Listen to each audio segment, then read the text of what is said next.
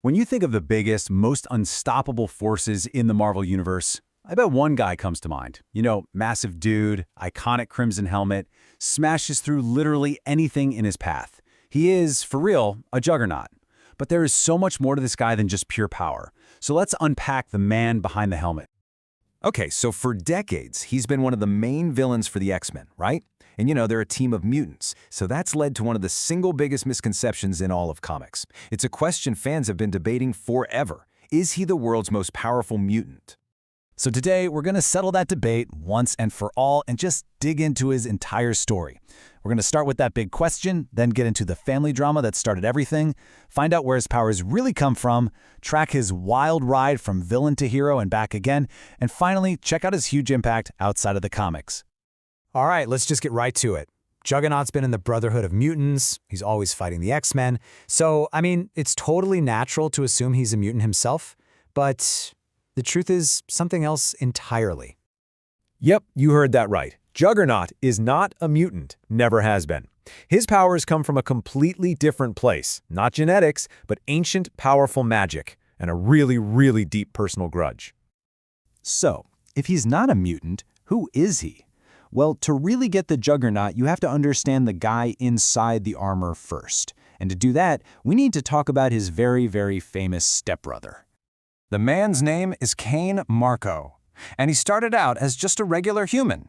His whole life got turned upside down when his dad married the widowed mother of one Charles Xavier. And yes, I mean that Charles Xavier, Professor X, founder of the X-Men. This family connection, you guys, is the absolute key to his entire story.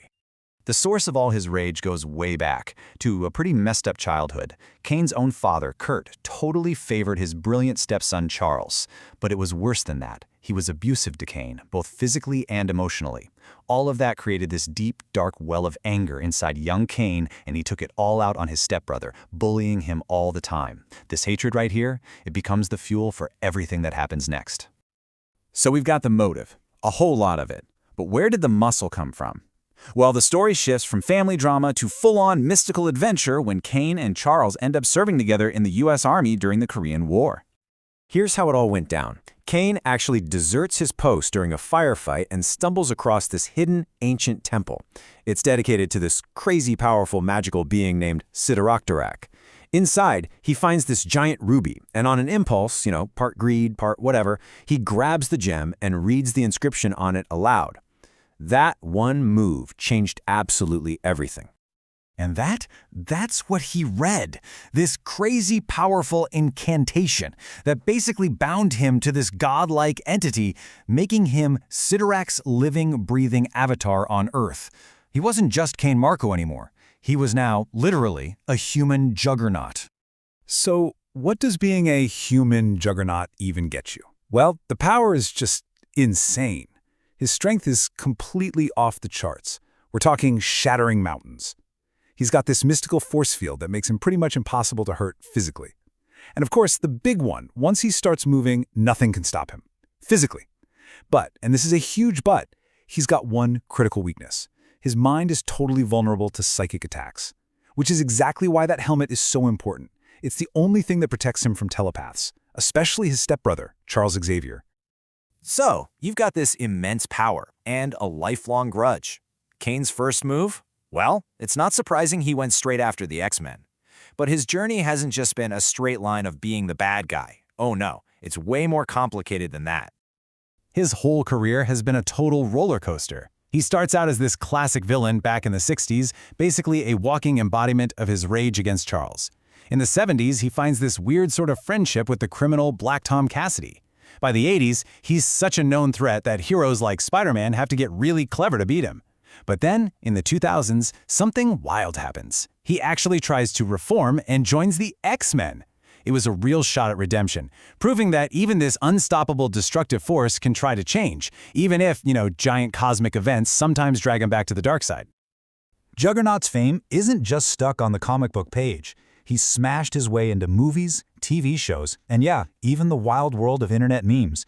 He's become a true pop culture icon. Yeah, his influence is everywhere. In the movie X-Men The Last Stand, they actually changed his origin and made him a mutant, which, let's be honest, probably added a ton of fuel to that misconception we talked about. Deadpool 2 gave us a much more comic-accurate, massive CGI version. But for a whole lot of people, their first real introduction to the character came from a viral internet video from back in 2006.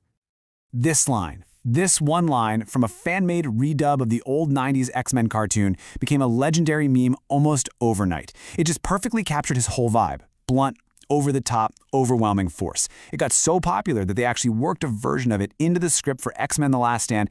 How often does a fan parody directly influence a Hollywood blockbuster? Almost never. So in the end, Cain Marko is this fascinating contradiction, isn't he?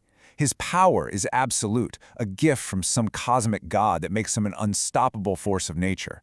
And yet the man himself, the guy driven by all that childhood pain, has proven he can change. He's been a villain, he's been an anti-hero, he's even been an X-Man.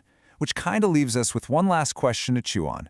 If an unstoppable force can actually change its direction, what does that say about the possibility of redemption for anyone?